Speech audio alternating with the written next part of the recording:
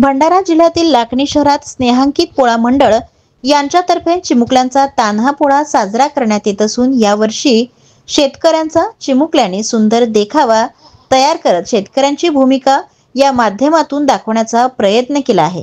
तर शेतकरी टिकेल तर शेत पिकेल, शेतकरी आहे अन्नदाता अशा प्रकारचे शेतकरी बांधवांना समर्पित करत हा तान्हा पोळा चिमुकल्याने शेतकऱ्यांची वेशभूषा करीत हा सण साजरा करण्यात आला आहे।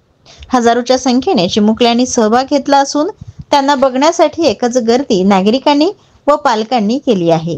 मी दिनेश श्रीपतजी पंचबुधी, मी स्नेहांकित पोळा यांचा अध्यक्ष आहे 2000 पासून आणि आम्ही यावर्षी हे रौप्य महोत्सवी वर्ष साजरे केलं।